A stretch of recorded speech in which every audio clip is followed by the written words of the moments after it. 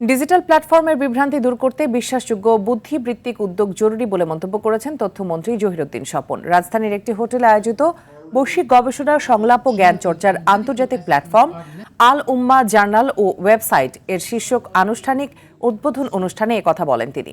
মন্ত্রী বলেন, ডিজিটাল প্ল্যাটফর্মে ছড়িয়ে পড়া বিভ্রান্তি, বিভাজন ও অগভীর আলোচনা মোকাবেলায় জ্ঞান, নৈতিকতা ও দায়িত্বশীলতার ভিত্তিতে গড়ে ওঠা বিশ্বাসযোগ্য বুদ্ধিবৃত্তিক উদ্যোগের প্রয়োজন। এছাড়া আল উম্মা জার্নাল ও ওয়েবসাইট আন্তর্জাতিক আলোচনা ও গবেষণায় অবদান রাখবে বলেও আশা করেন তথ্যমন্ত্রী। মূল্যবোধ মনে করি, যা আমাদের তারেক রহমানের সরকার এবং আমাদের সরকারের বৈচিত্র্যকে ধারণ করার নীতির সঙ্গে সামঞ্জস্যপূর্ণ। যে যার জায়গা থেকে তার কথা বলবেন এবং আমরা সুস্থভাবে সেই কথাগুলিকে বিনিময় করব। এর মধ্য দিয়েই দেশের মানুষ, অঞ্চলের মানুষ এবং বিশ্বের মানুষ তাদের সঠিক পথ খুঁজে বের করবেন।